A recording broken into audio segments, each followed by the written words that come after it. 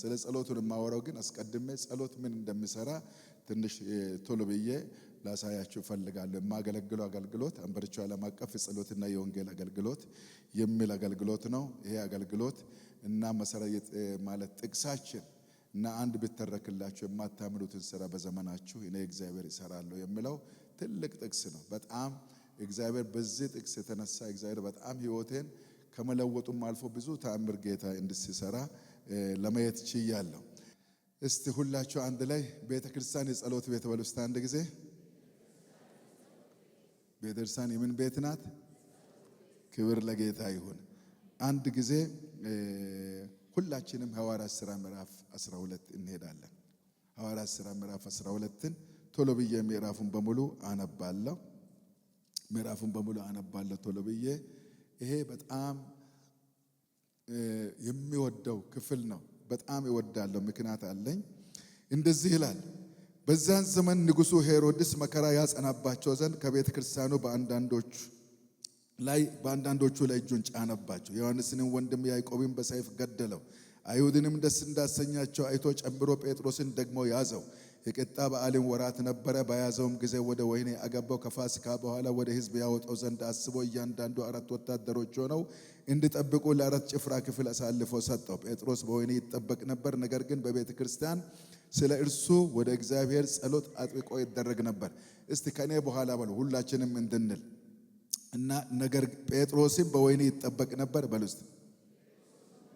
ነገር ግን በቤተ ክርስቲያን በየት ስለ እርሱ ወደ እግዚአብሔር ጸሎት አጥብቆ ይደረግ ነበር። አሜን። እሺ። ሄሮድስም ሊያወጣው ባሰበ ጊዜ በዛች ሌሊት ጴጥሮስ በሁለት ሰንሰለት ታስሮ ከሁለት ወታደሮች መካከል ተኝቶ ነበር። ጠባቂዎቹም በደጁ ፊት ሆነው ወህኒውን ይጠብቁ ነበር።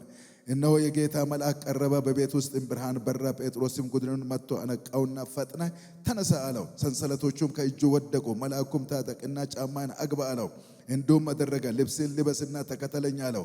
ወጥቶም ተከተለ። ራእይንም የሚያይ ይመስለው ነበር እንጂ በመልአኩ የሚደረገው እውነት እንደሆነ አላወቀም። የመጀመሪያውና የሁለተኛውን ዘብ አልፈው ወደ ከተማ ወደሚያወጣው ወደ ብረቱ መዝጊያ ደረሱ። እርሱም አውቆ ተከፈተላቸው። ወጥተውም አንድ ስላች አለፉ።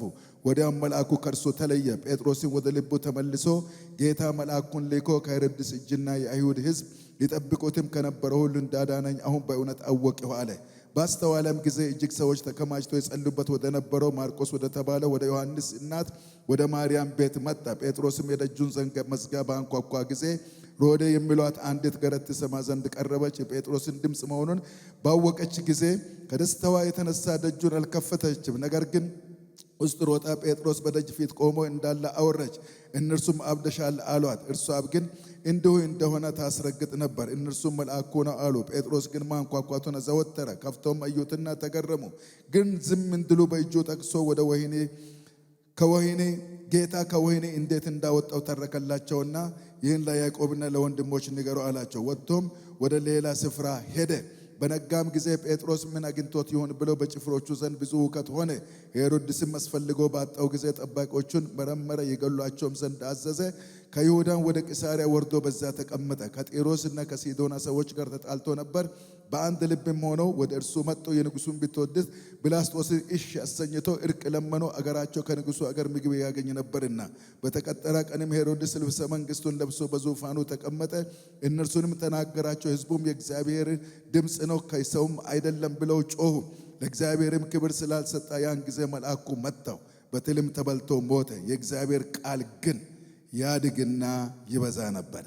ባርናባስና ሳውልም አገልግሎታቸውን ፈጽመው ከኢየሩሳሌም ተመለሱ። ማርቆስ የተባለውን ዮሐንስን ከእነርሱም ጋር ይዘውት መጡ። በአንጾኪያም ባለች ቤተ ክርስቲያን ነቢያትና መምህራን ነበሩ። እነርሱም ባርናባስ፣ ነገር የተባለው ሲሞን፣ የቃርኖ ሉኪዮስ፣ የአራተኛው ክፍል ገዢ ሄሮድስ ባለሟል፣ ሚናሄ፣ ሳውልም ነበሩ። እነዚህም ጌታን ሲያመልኩና ሲጦሙ መንፈስ ቅዱስ ባርናባስና ሳውልን ለጠሯቸው ሥራ ለዩልኝ አለ። በዛን ጊዜ ከጦሙ ከጸለዩ እጃቸውንም ከጫኑ በኋላ አሰናበቷቸው። እነርሱም በመንፈስ ቅዱስ ተላይኮ ወደ ሰሎቅያ ወረዱ። በዚያም በመርከብ ወደ ቆጵሮስ ሄዱ ብሎ ይቅርታ። በሲልማናም በነበሩ ጊዜ የአይሁድ ምኩራቦች የእግዚአብሔርን ቃል ሰበኩ። አገልጋይም ዮሐንስ ነበራቸው ይላል እና የተያዘ ሐሳብ ስለሆነ ነው። የሄድኩት እና ሁላችንም አንድ ጊዜ እንደገና ቤተ ክርስቲያን የጸሎት ቤት በሉ እስቲ አንድ ጊዜ ቤተ ክርስቲያን የጸሎት ቤት። እግዚአብሔር ይመስገን። እንግዲህ ያው ሰዓትን ከመጠቀም አንፃር ፈጠን ብዬ ስለምሄድ ምናልባት እንግዲህ እንዳይከብድባችሁ ቶሎ ብዬ ለመጨረስ እሞክራለሁ። ታውቃላችሁ ቤተ ክርስቲያን ከመነሻዋ የጸሎት ቤት እንድትሆን እግዚአብሔር ያቀዳት ናት። ከመነሻዋ ቤተ ክርስቲያን ከመነሻዋ ያ ማለት ሁሉ ነገራችን የሚጨምረው በነገራችን ላይ በጸሎት ነው። እኛ ጌታን ስንቀበል ጸልያን አይደል? ጌታ ኢየሱስ ወደ ሕይወቴ ግባ ነፍሴን አደራ ሰጥቻለሁ ብለን በጸሎቱ ነው የምንጀምረው። እንደገና ደግሞ ቸርች ከመነሻዋ የጸሎት ቤት ናት። እንዴት እንደሆነች እንመለከታለን። እና መነሻችን ደግሞ በጸሎት ከሆነ መጨረሻችን ደግሞ ውጤታማ ይሆናል። ክብር ለጌታ ይሁን። በጸሎት ጀምረን አንከስርም። በጸሎት ጀምረን ኪሳራ የለም። በጸሎት ጀምረን ውጤታማ እንሆናለን። ለምንድን ነው? ሁሉ ነገራችን በጸሎት መጀመር አለበት። እምነታችን እንኳን በጸሎት ከጀመረ በጣም ትልቅ ነገር ነው። እኔ አሁን እዚህ በጣም የሚገርሙ እንትኖችን አይቻለሁ። እዚህ ላይ መስቀል አለ፣ የደህንነታችን መነሻ ነው። እዚህና በዚህና ደግሞ በዚህ ደግሞ ጸሎት አለ። ያ ማለት ይሄ የደህንነታችን እንትን የሚቀጥለው የደህንነታችን ጥንካሬ አቅሙ፣ ጉልበቱ፣ መንፈሳዊነታችን፣ ብስለታችን እያደገ የሚሄደው ቀንና ሌሊት በጸሎት የምንተጋ ከሆነ እንደገና ደግሞ መጽሐፍ ቅዱስን በየቀኑ የምናነብ ከሆነ ነው። ነገር ግን በጣም የሚገርመው ነገር የቤተ ክርስቲያን የማንኛውም መልካም ነገር አንደኛ ጤናማ ጅማሬ ጸሎት ነው። ፕሬየር ኢዝ ኤ ቢጊኒንግ ኦር ኤ በርዚንግ ፋክተር። ሳይቆም ማስቀጠያው ደግሞ ጸሎት ነው። የሚገርመው ለውጤታማ ግብ ፍጻሜ መድረሻ ጸሎት ነው። ከኔ በኋላ ትላላችሁ የቤተ ክርስቲያን በሉ የቤተ ክርስቲያን ወይንም የክርስቲያን ጤናማ ጅማሬ ምንድነው? ጸሎት ነው። ጤናማ ጅማሬ ጸሎት ነው። ሳይቆም ማስቀጠያው ጸሎት ነው። በሉ እስቲ ውጤታማ ግብ መድረሻው ጸሎት ነው። በቃ ስለዚህ ጸሎት ምን መሆን አለበት? የሚጀምረው በጸሎት መሆን አለበት። የሚቀጥለው በጸሎት መሆን አለበት። መጨረሻ እስከ መጨረሻ ደግሞ ጸሎቱ መቀጠል አለበት።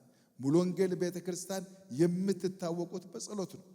ይሄ ጸሎት እግዚአብሔር እናመሰግናለን እስከ ዛሬ ድረስ ቀጥሏል እና ትግሎች ቢኖሩ እስከ ፍጻሜ ደግሞ መቀጠል አለበት። እኔ የዛሬ 53 ዓመት ጸሎት ጀመርኩ ብዬ ያንን ብቻ የድሮን ብቻ ብናገር ምንም ዋጋ የለውም እና ምንም ዋጋ የለውም። ሁላችንም እኔ እኮ ድሮ ሲጸልይ መንፈስ ቅዱስ እንደው በኃይል ሲጠቀመኝ ራእይ ሳይ በድንቅ በተአምራት ሲያልፍ ያንን ማውራት የለብንም። ዛሬም ጸሎተኞች መሆን አለብን እስከ መጨረሻ። በጣም አስገራሚ ነገር ከዚህ በኋላ ተመልከቱ። ኢየሱስን እዩ። ኢየሱስ ክርስቶስ አገልግሎቱን የጀመረው በጸሎት ነው። የሚገርም ነገር አገልግሎቱን የቀጠለው በጸሎት ነው። አገልግሎቱን ደግሞ የጨረሰው በጸሎት ነው። እነዚህን የመጽሐፍ ቅዱስ ክፍሎች አሁን ለመሄድ ጊዜ ስለሌለን ነው። ሉቃስ 21 ላይ ልክ ኢየሱስ ተጠምቆ እንደወጣ ጸለየ ነው የሚለው። ሲጸልይ ሰማይ ተከፈተ ነው የሚለው። የሚገርመው ነገር እንደገና ደግሞ የእግዚአብሔርን ቃል ስንመለከት ስሩ አውት የወንጌላትን ስንመለከት ኢየሱስ ሲጸልይ ነው የምናየው። እና አገልግሎቱን ጀምሮ ብቻ መክፈቻ ብቻ አላደረገም። ነገር ግን ህይወቱ በሙሉ በጸሎት ቦታ እንደውም ይሄ ሉቃስ 11 ላይ አንድ ቦታም ሲጸልይ ዮሐንስ ደቀ መዛሙርቱን እንዳስተማረ እኛም እንጸልይ ዘንድ አስተምረናል። መጨረሻ ኢየሱስ እንኳን ወደ መስቀል ሄደው ከምን ቦታ ነው? ከጸሎት ቦታ ነው። ኢቨን በመስቀል ላይ ሆኖ ሲጸልይ እንመለከታለን። የሚገርመው ዛሬ እንኳን በአብ ቀኝ ሆኖ ምንድነው እየማለደ ነው፣ እየጸለየ ነው። ጸሎት ምን ያህል ክሩሻል እንደሆነ፣ ምን ያህል ኃይለኛ፣ ምን ያህል ትልቅ አገልግሎት እንደሆነ ማየት እንችላለን። ስለዚህ ለጸሎት ጡረታ መውጫ ጊዜ የለም። አሜን። ይቅርታ ይጠይቃለሁ። ባጠገባችሁ ያለው ሰው ከጸሎት ጡረታ መውጫ ጊዜ የለም በሉ እስቲ። ጸሎት አሜን በሉ። ጌታ ይባርካችሁ። ክብር ለጌታ አሜን። እንድናስታውሰው ነው። ለጸሎት ጡረታ መውጫ ጊዜ የለም። እኔ ድሮ ጸልያለሁ አይደለም። እንደውም በጣም የምንጸልየው ፓስተር በእርጅናችን ነው። የበለጠ የምንጸልየው በእርጅናችን ነው። ለልጆች እንጸልያለን፣ ለልጅ ልጅ እንጸልያለን፣ ለቸርች እንጸልያለን፣ ለአገር እንጸልያለን። በጣም የምንጸልየው ባረጀን ልክ ነው ጸሎቱ እንትን ማለት ያለበት። ስለዚህ የጥንቷ ቤተ ክርስቲያን ራሱ የጀመረችው በጸሎት ነው። ውልደቷ በጸሎት ነው የተወለደችው። እንዴት እንደሆነ እናለን። እድገቷም ደግሞ በጸሎት ነው። ጸንታ ደግሞ የዘለቀችውም በጸሎት ነው የጥንቷ ቤተ ክርስቲያን። ኢየሱስ እንደዛ አረገ። የጥንቷ ቤተ ክርስቲያን የተወለደችው በጸሎት ነው። እንደገና ያደገችው በጸሎት ነው። እንደገና ደግሞ ጸንታ የዘለቀችው። ተመልከቱ። እኛም ደግሞ ለውጤታማ እንትን በጸሎት መጀመር አለብን። በጸሎት መቀጠል አለብን። ከፍጻሜ እስከ ፍጻሜ ድረስ በጸሎት መቀጠል አለብን።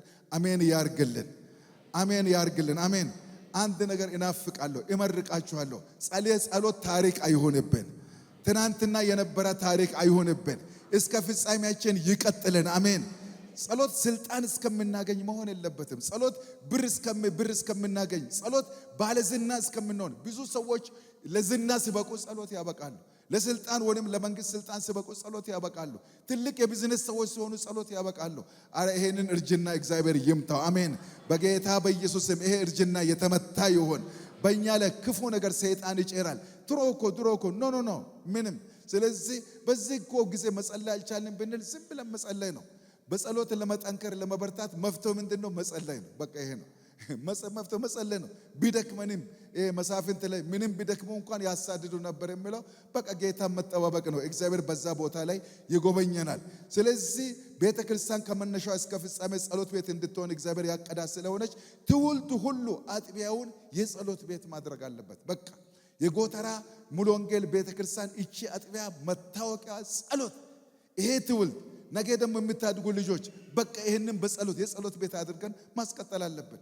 እነዚህ ፓስተሮች አሁን እያረጁ ነው፣ መሪዎች እያረጁ ነው። ቀጣዩ ትውልድ this church must be the house of prayer። አረ አሜን። ይሄ ቤት የጸሎት ቤት መሆን አለበት። እነገሌ ይጸልዩ ነበር፣ አባቴ ይጸልይ ነበር፣ እናቴ ኖ ትውልድ ሁሉ ቤተክርስቲያንን የጸሎት ቤት የማድረግ ኃላፊነት አለበት። ስለዚህ ነው እግዚአብሔር ቃል ሲናገር ኢሳይያስ ምዕራፍ 56 ከቁጥር 6 እስከ 7 አስገራሚ የሆነ ስለ ጸሎት የሚናገር ክፍል ነው።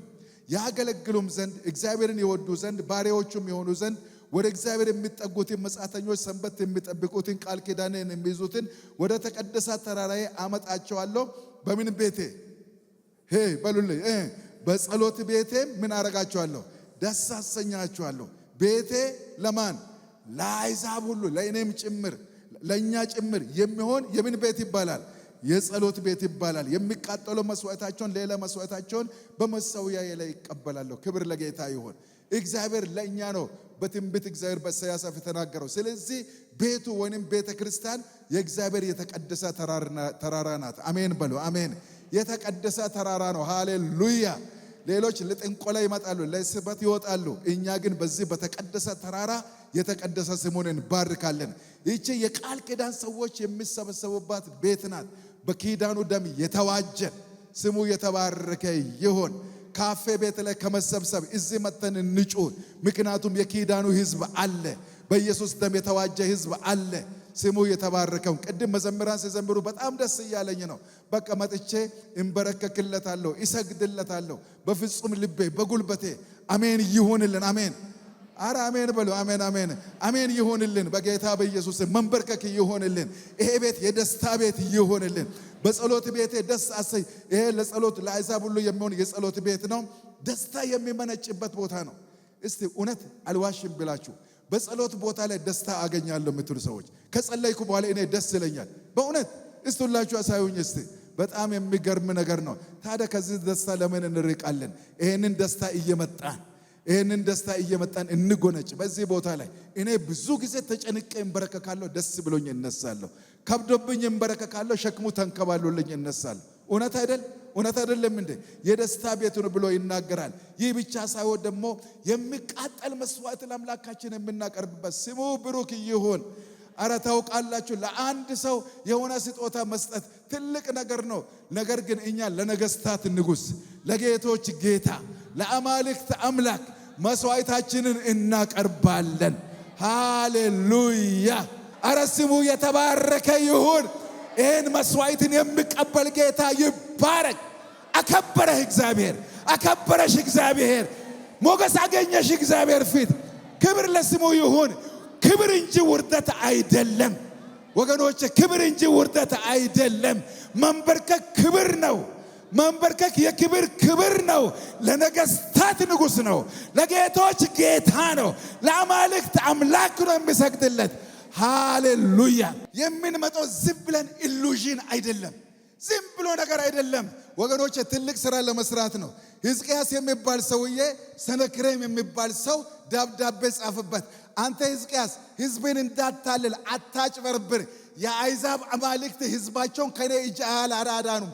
ሁሉንም አሸንፋለሁ የቀረህ አንተ ነህ እግዚአብሔር ያድናል ብለህ እንትን አትበል ብሎ ደብዳቤ ሲጽፍ ሕዝቅያስ መጣና ጌታ ሆይ አሕዛብን አማልክት እውነት ነው እነርሱ የሰው እጅ ሥራ ናቸው አማልክት አይደሉም አሸነፋቸው አንተ ግን ሰማይና ምድርን የፈጠርክ እግዚአብሔር ነህ ይህንን ደብዳቤ አንብብ አለ ከዛ በኋላ ንጉሡ ነቢዩ መጣና አይዞህ አለ ክብር ለጌታ ይሁን እንዳታዝን አለ እኔ እግዚአብሔር ወሬ አሰማለሁ በተናገረው አፍ ወደ አገሩ ይመለሳል እግዚአብሔር እኔ ወሬ አሰማዋለሁ ይመለሳል በዚህ ከተማ ላይ ጠጠርም አይወረወርባትም አለ እሱ የተማመነው መላእክት እሱ የተማመነው በወታደሮቹ ነበር መልአክ ከሰማይ መጣ 185,000 ወተን ንፍሮ አረገ ከዛ በኋላ ሰናክሬም ሲነሳ አንድ የለም ክብር ለኢየሱስ ይሁን የፎከረው ሰናክሬም ወደ ኋላው ተመለሰ ሕዝቅያስና ሕዝቡ ተደሰቱ እግዚአብሔርን አመሰገኑ አረ ይህንን ጌታ ነው የምናመልከው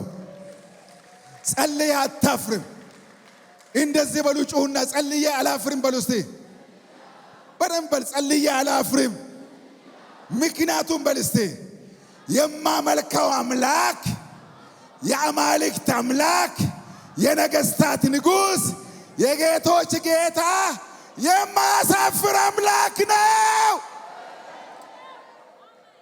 ሸክም ሆነ አትምጣ አሜን ከማንም በላይ ጸሎተኛን ፍሩ ከማንም በላይ አልቃሻን ፍሩ ከማንም በላይ የሚጸልይ ሰው ኃይለኛ ነው ከነገስታት ንጉሥ ጋር ይነጋገራል ትእዛዝ ከእርሱ ዘንድ ያመጣል ሥርዓት ከእርሱ ዘንድ ያመጣል ክብር ለስሙ ይሁን አሜን አሜን ተንበረከክ ማለት you are in the greatest business ትልቅ ስራ ላይ ነህ አሜን አሜን ክብር ለጌታ ይሁን ሃሌሉያ አንድ ወንበር ስጡኝ አንድ ወንበር ከዛ ከቀዩ ቶሎ ብለህ ስጠኝ አሜን እስቲ እግዚአብሔር ትልቅ ነው የምትሉ ሰዎች እስቲ ትልቅ ነው የምትሉ ሰው ወደዚህ አድርግልኝ ትልቅ ነው አምናለሁ የምትሉ መጽሐፍ ቅዱስ እንደዚህ ይላል ኢሳይያስ ምዕራፍ 6 ላይ እግዚአብሔርን በረጅምና ከፍ ባለ ዙፋን ላይ ምን ሆኖ አየሁት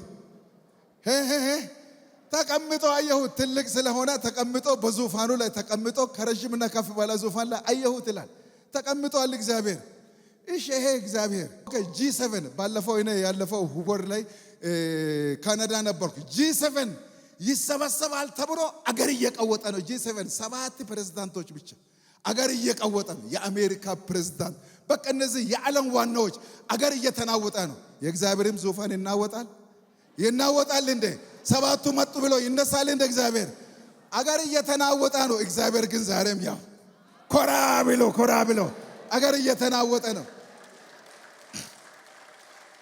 እሺ ሰባቱን ተው ዓለም በሙሉ ቢሰበሰብ አሁንማ የዓለም ሁሉ መጡ ብሎ ይነሳል እንደ እግዚአብሔር በእናታችሁ ንገሩኝ ይነሳል እግዚአብሔር የሚገርም ነገር እኮ ነው የከበረው መጽሐፍ ቅዱስ እንደዚህ ይላል ስለ ድሆች መከራ ስለ ችግረኞች ጩኸት እኔ እግዚአብሔር አሁን እነሳለሁ ክብር ለጌታ ይሁን አሜን አረ ይነሳል እግዚአብሔር ለነገስታት የማይነሳል አንተ ይነሳል እስቲ እግዚአብሔር ለኔ ጩኸት ይነሳል በል አንድ ጊዜ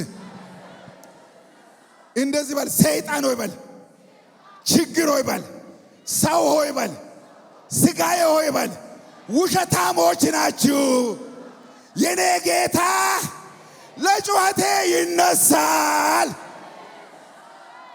ውሸታሞች ናችሁ ይነሳል የኛ ጌታ ስሙ የተባረከ ይሁን አሜን አሜን ስለዚህ ነው እግዚአብሔር ቤተክርስቲያንን የጸሎት ቤት ሲያደርግ ምንድነው ቤተክርስቲያን የጸሎት ቤት ስትሆን የከበረች ትሆናለች ጠላትን የምታስፈራ ትሆናለች አረ ክብር ለጌታ ይሁን እኔ አንድ ምርቃት ይመርቃችኋለሁ ጸሎተኛ ሆነ እግዚአብሔር አስፈሪ ያርገ አሜን ጸሎተኛ ሆነ አሜን አሜን የምትጸልይ ሚስት ባለቤቷ ይፈራታል የሚጸልይ ባል ሚስቱ ትፈራዋለች የሚጸልይ ወላጅ ለልጆች ይፈራል የሚጸልይ ልጅ በወላጆቹ ይፈራል የሚጸልይ ተራ ሰራተኛ አባ ባለስልጣንን ያስፈራል ለምን ከርሱ ጋር እግዚአብሔር አብሮ ይሰራል ሃሌሉያ ከርሱ ጋር እግዚአብሔር አብሮ ይሰራል አሜን አንድ ሰውዬ እንደዚህ ብሏል መጋብርን የሚባሉ በመቶዎች እንስት ክስተቶች አይቻለው ሪቫይቫሎች የተነሱት በጸሎት ቦታ ነው እውነታቸውን እሳቸው በመቶዎች እኛም ጎተራ ላይ አይተናል ጸሎት ሪቫይቫል አስነስቶ ያውቃል አያውቅም ያውቃል። ክብር ለጌታ ይሁን። ስለዚህ እግዚአብሔር በዓለም ላይ የተነሱ ሰዎች የተናገሩትን ነው። አንድ ሪቫይቫል ጸሐፊ አለ። የሚገርማችሁ ነገር እሱ ራሱ እንደው ሙሉ ወንጌል ሳይሆን አይቀርም መሰለኝ። እንደዚህ አለ፣ እግዚአብሔር ቤተክርስቲያንን ሊያነቃቃት ወይም ሪቫይቫል ሊያማምጣት ከማምጣቱ አስቀድሞ ምእመናን ጉልበታቸውን ተንበርክከው እንዲጸልዩ ያረጋል። እግዚአብሔር ጉልበታችንን ያጉብጣት። አሜን። አግብጦ እንድንበረከኩ ያረጋል ብሏል። ስለዚህ ለምንፈልገው ለምንናፍቀው ለማንኛው መንፈሳዊና ምድራዊ በረከት ጸሎት ቀዳሚ ነው። ሃሌሉያ ክብር ለጌታ ይሁን። መንበርከክ ጀምረሃል ማለት ትልቅ ነገር ሊሆን ጀምሯል። መንበርከክ ጀምረሻል ማለት የሰይጣን ዙፋን መናወጥ ጀምሯል። መንበርከክ ጀምረሃል ማለት ሰይጣን እጅ የተያዘው በረከት ሊለቀቅ ጀምሯል። መንበርከክ ጀምሯል ማለት የሚያስጨንቁ መዋረድ ጀምረዋል። ሃሌሉያ ስሙ ብሩክ ይሁን። ስለዚህ ስንጸልይ እግዚአብሔር ይሰራል። ካልጸለይን እኛ እንሰራለን። እስቲ እንደዚህ በሉ፣ ስንጸልይ እግዚአብሔር ይሰራል። ስለዚህ ባለመጸለይ ራሴ መስራት አልፈልግም። አሜን። እግዚአብሔር ይርዳን። ክብር ለጌታ ይሁን። እግዚአብሔር እንግዲህ በሚሰራበት ሰዓት ብዙ ስራ ነው የሚሰራው። ቤተክርስቲያን ግን የጸሎት ቤት የማትሆን ከሆነ ምን ያገኛታል? እነዚህን 3 ጥቅሶች በጣም የሚገርሙ ናቸው። ማቴዎስ ወንጌል ምዕራፍ 21 12 እስከ 13፣ ሉቃስ 19 41 እስከ 46፣ ዮሐንስ 2 13 እስከ 17 ባሉት ላይ ቤተክርስቲያን የጸሎት ቤት የማትሆን ከሆነ ከባድ አደጋ ያሳያል። እሷን አሳይቼ ባጭሩ የቀደሙን ክፍል እንትን አድርጌ ጨርሳለሁ። ቤተክርስቲያን የጸሎት ቤት የማትሆን ከሆነ ወንም ደግሞ የማናደርጋት ከሆነ አስደንጋጭ ክስተቶች ይከሰታሉ። እርሱም ምንድነው? አንደኛ የንግድ ቤት ትሆናለች። አረ ቤተክርስቲያን የአምልኮ ቤት ትሆን በሉልኝ። የአምልኮ ቤት ትሆን። አረ አሜን አሜን። አንዳንዶች ቢዝነስ ቤት አድርገዋል። የኛ ቸርች ግን አትሆንም። አሜን አሜን። የኛ ቸርች የጸሎት ቤት ትሆናለች። የቢዝነስ ቤት አትሆንም። ብር ማግኛ አትሆንም። አሜን አሜን። ጸሎት ብር ማግኛ አይሆንም፣ ቢዝነስ አይሆንም። ነገር ግን ጸሎት ግን እግዚአብሔር የሚከብርበት፣ እኛ በርከክ የምንልበት፣ እግዚአብሔር ከፍ የሚልበት፣ እግዚአብሔር የሚመለክበት ይሆናል። ሁለተኛ ጌታ ኢየሱስ ክርስቶስ ቤቴ የጸሎት ቤት ይባላል፣ እናንተ ግን የወንበዴዎች ዋሻ አረጋችኋል።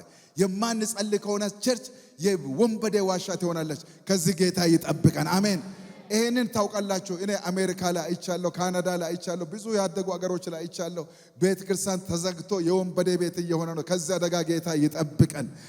ሞኝ ነኝ እኔ፣ ሞኝ ሰባኪ ነኝ። እጃችሁን ወደ ላይ አንሱ። ጌታ ሆይ በሉ እስቲ።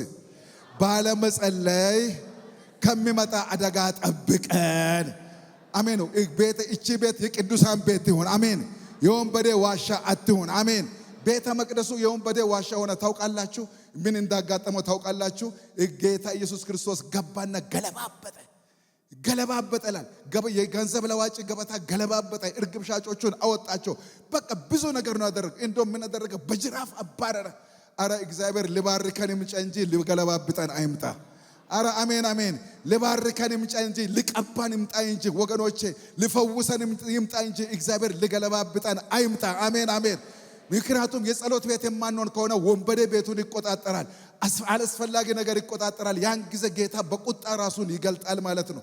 ሌላው የሞተላትን የወደዳትን ቤተክርስቲያን ሌሎች ሲያፈርሱ እግዚአብሔር ዝም ይላል። በእውነት ቤተክርስቲያንን ከሚያፈርስ ነገር ጌታ ይጠብቀን። የጸሎት ቤት የማትሆን ከሆነ ነው የሚያፈርሱ ይመጣሉ።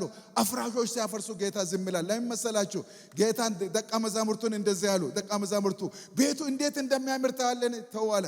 ድንጋይ በድንጋይ ላይ ሳይፈርስ አይቀርም አለ። ይሄ ቤት የጸሎት ቤት መሆኑ ቀርቶ ትናንትና አልነገርኳችሁም? የቢዝነስ ቤት ስለሆነ የወንበዴ ዋሻ ስለሆነ ይሄ ቤት ይፈርሳል አለ። እንዳለ የእስራኤል ቤተ መቅደስ የአይሁዶች ቤተ መቅደስ ፈረሰ። እስከ ዛሬ ድረስ አልተሰራም። የዛሬ 2000 ዓመት የፈረሰው ማለት ነው። ከባድ ነው። ሌላው የመጨረሻው የሚያሳዝነው ለዛ ቤት ጌታ ያለቅሳል።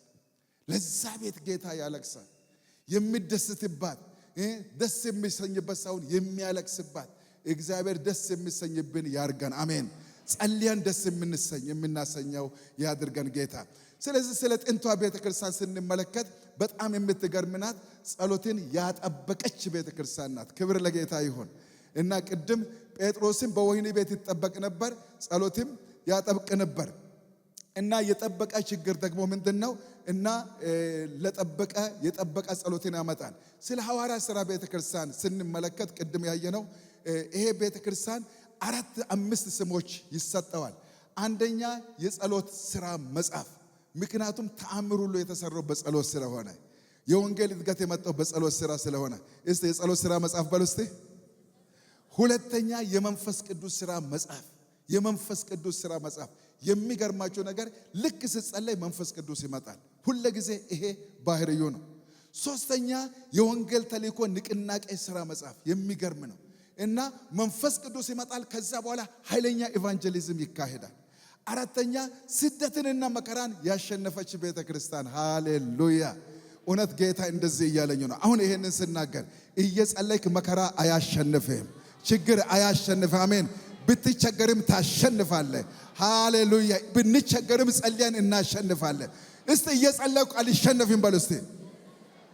አሜን። በደንብ በሉ። እየጸለይኩ አልሸነፍም። አሜን። ለችግር አንሸነፍም፣ ለመከራ አንሸነፍም፣ ለሰው አንሸነፍም፣ ለሰይጣን አንሸነፍም፣ ለወቅታዊ ሁኔታ አንሸነፍም፣ እናሸንፋለን። ሃሌሉያ! ይነግራቸዋል። ሌሎች ሁሉ ይሸነፋሉ፣ ጸሎተኛ ግን አይሸነፍም። በጉቦ ምክንያት አትሸነፍም፣ በዘረኝነት አትሸነፍም፣ በአድማ አትሸነፍም፣ በሰው ክፋት አትሸነፍም፣ ሰዎች በአንተ ልዩ በሐሰት ስለተማማሉብህ አትሸነፍም። እየጸለይክ ታሸንፋለህ። እንደዛ በለው። እንደገና እየጸለይኩ አሸንፋለሁ በለው እስቲ። ክብር ለጌታ ይሁን። የምስራች ከዛ በኋላ እድገት ይቀጥላል። ነን ስቶፕ። ሃሌሉያ! የማይቆም እድገት። አሜን አሜን። ዛሬ አውጃለሁ በከበረው በዚህ ጉባኤ ላይ የኔ እድገት ከዚህ በኋላ አይቆምም፣ ይቀጥላል። ያንተ እድገት አይቆምም፣ ያንቺ እድገት አይቆምም። እግዚአብሔር የከፈተው በር የበለጠ እየተከፈተ ይሄዳል። ሃሌሉያ! ስሙ ይባረክ። ተመልከቱ፣ ሐዋርያት ሥራን ስትመለከቱ ይሄንን ነው የምታዩት። በጸሎት ነው የጀመረችው። ሐዋርያት በአንድ ልብ በጸሎት ይተጉ ነበር ይላል። ምዕራፍ 2 ላይ በአንድ ልብ ሲጸልዩ መንፈስ ቅዱስ ወረደ ይላል። ከዛ በኋላ ኃይለኛ የወንጌል ስብከት ተካሄደ ይላል። ከዛ በኋላ ቤተ ክርስቲያን በእስያ ላይ በአውሮፓ ላይ ተተከለ ይላል። የሚገርም ነው። ጸሎት፣ ሪቫይቫል፣ ወንጌል፣ እድገት፣ በቃ ይሄ ነው። እግዚአብሔር ምንድን ነው የሚያደርገው? ሙቭሜንት ነው የሚፈጥረው። ፕሬየር ሙቭሜንት፣ የጸሎት ንቅናቄ ሙቭሜንት ነው የሚፈጠረው። ስለዚህ እግዚአብሔር አንተን እየጸለየ ነው ማለት በአካባቢው ላይ ንቅናቄ ሊፈጠር ነው። አሜን። ክብር ለኢየሱስ ይሁን። እና እንደዚህ ካልኩ በኋላ ምንድን ነው ማድረግ ያለብን? አንድ ሰው እንደዚህ ብሏል፣ ዋናውን ነገር ዋና ማድረግ ነው። እስቲ በሉ እስቲ።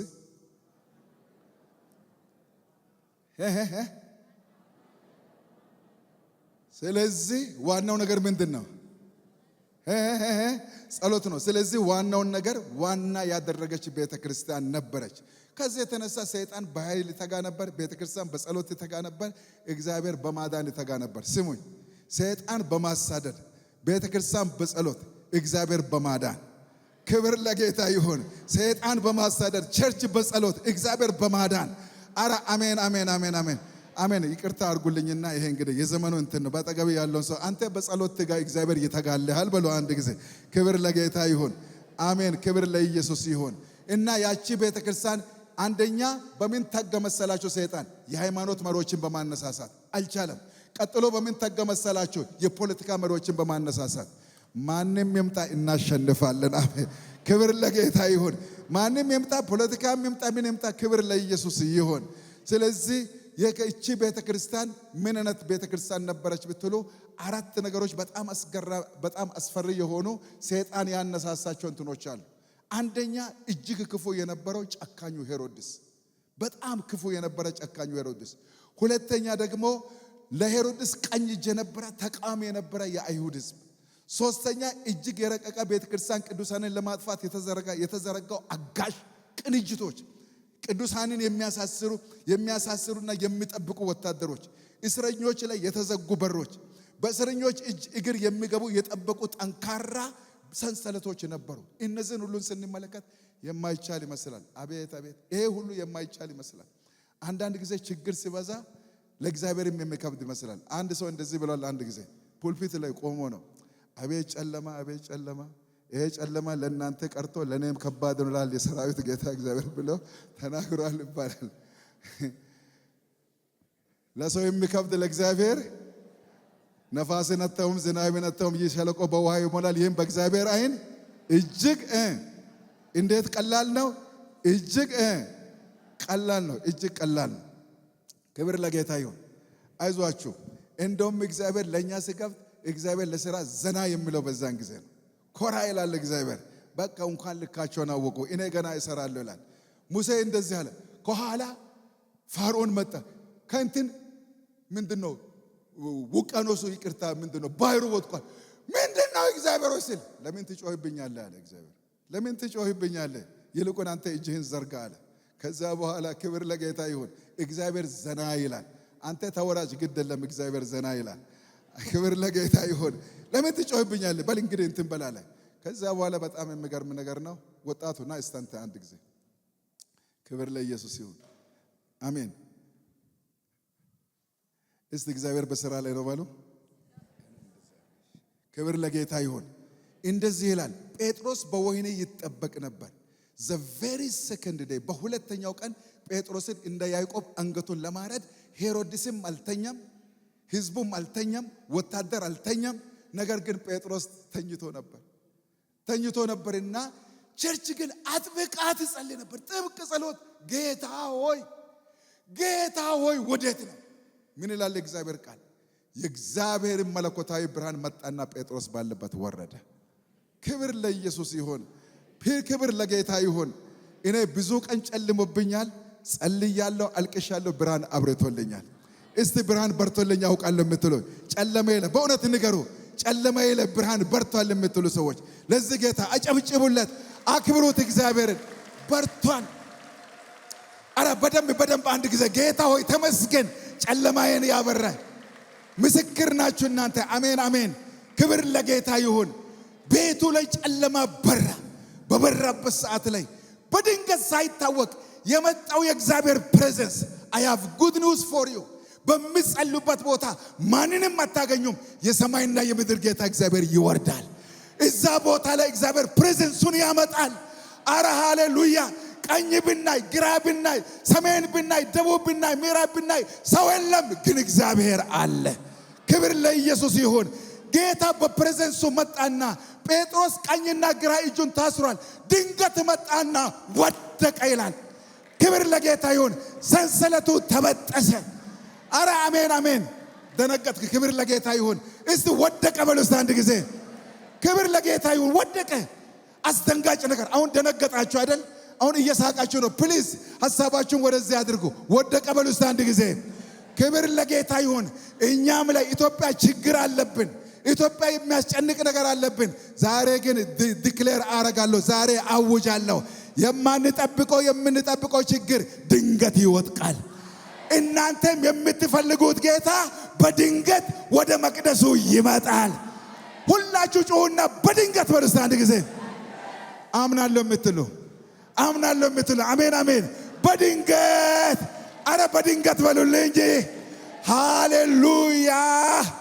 በድንገት አረ ስሙ ይባረክ። በድንገት ስሙ ይባረክ። በድንገት አለቅሳለሁ፣ ግን በድንገት ይጨንቀኛል፣ ግን በድንገት የሚረዳኝ የለም፣ ግን በድንገት አምላኬ ይመጣል። አረ ስሙ ይባረክ። አረ እመኑ እግዚአብሔርን። ስሙ ብሩክ ይሁን። ስሙ ብሩክ ይሁን።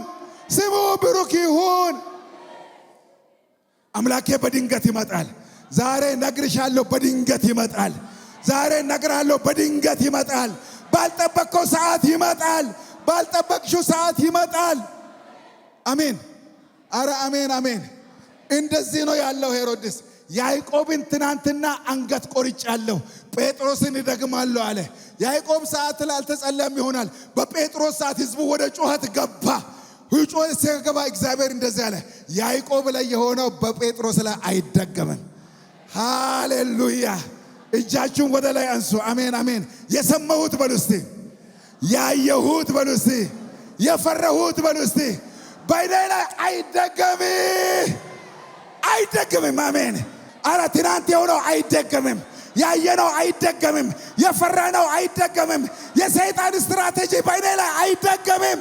ፕሮግራሙ በእኔ ላይ አይደገምም። ምን ይሆናል?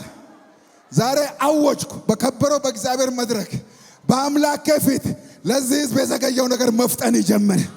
በሰው እጅ ያለው መፍጠን ይፍጠን በጌታ በኢየሱስም። ሲስተም የያዘው ይፍጠን። አሜን። ኧረ አሜን አሜን። ወሬ አይደለም፣ ጸሎት ያፈጥናል። ጸሎት ያፈጥናል። ሄይ ሄይ ሄይ ሄይ። አሜን አሜን። እግዚአብሔር እንደዚህ አለ፣ ለመሞት አትፈጥንም፣ ለመውጣት ትፈጥናለህ። ሃሌሉያ። ሄሮድስ እንደዚህ እያለ ነው፣ መቼ ይነጋል? መቼ ሌሊቱ ይነጋል? የሰይጣን ሌሊት ይረዝማል፣ የኔ ግን መዳን ይፈጥናል። አሜን። ማዳኔ ይፈጥናል፣ መዳኔም ይፈጥናል።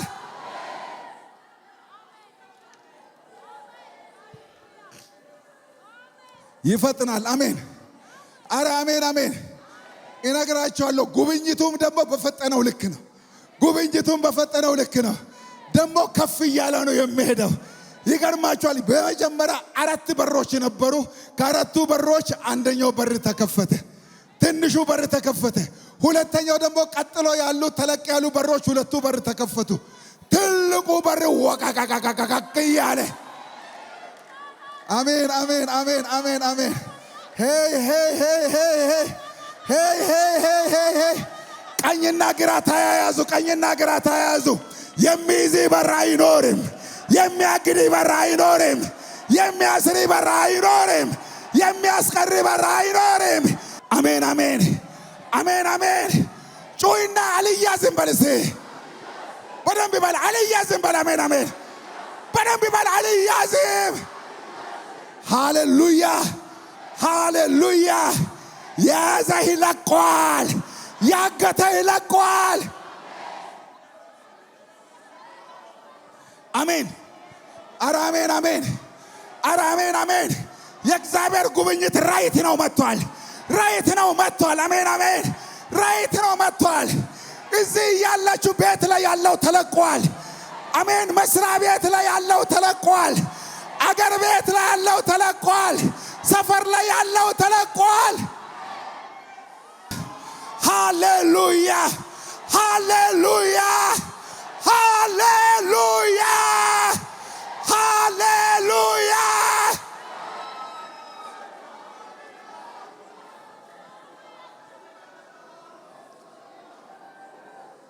አሜን። ኧረ አሜን አሜን አሜን አሜን። እመኑ። ክብር ለጌታ ይሁን። እመኑ በእግዚአብሔር፣ በደስታ አይደለም በእግዚአብሔር።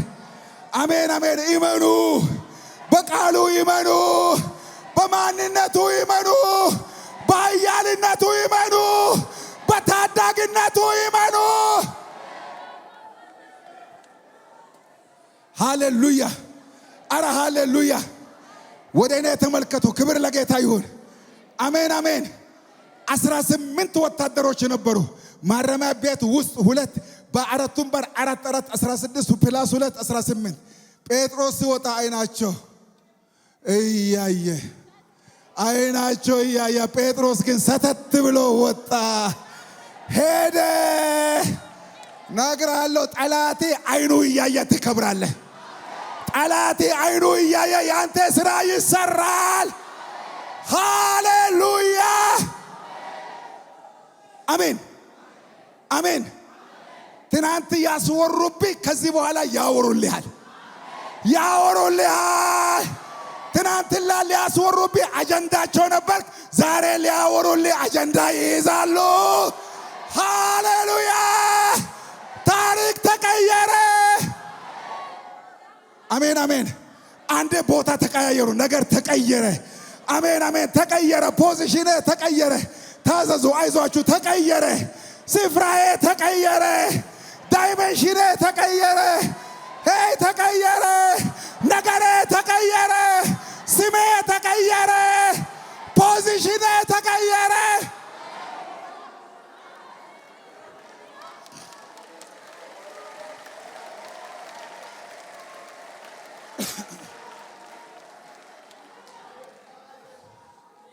አሜን።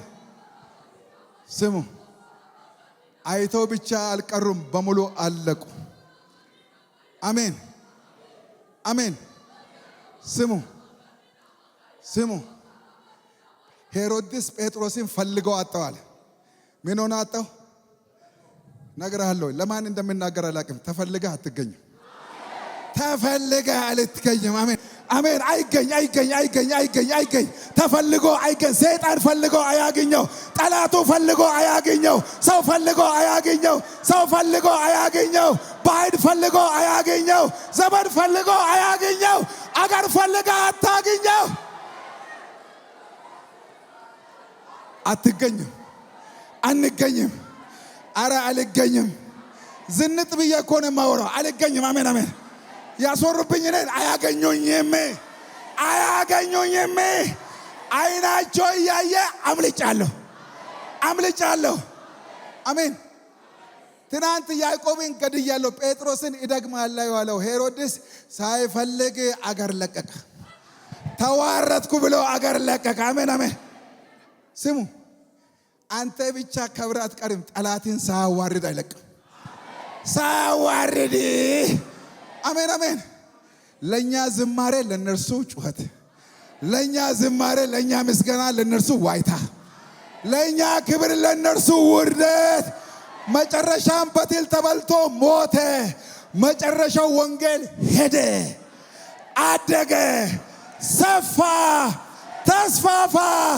ከኢየሩሳሌም አንጾኪያ፣ ከአንጾኪያ ዓለም አቀፍ። እልልታ አቅርቡለት ለእግዚአብሔር። አመስግኑት።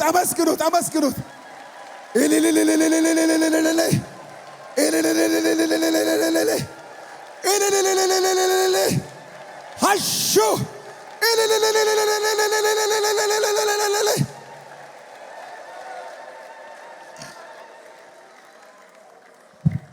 በጸሎት እኔም በጸሎት እግዚአብሔርም ወንጌልም እኔም ይከብራል።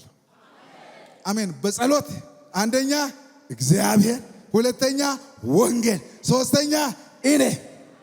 አሜን። ስሙ የተባረከ ይሁን።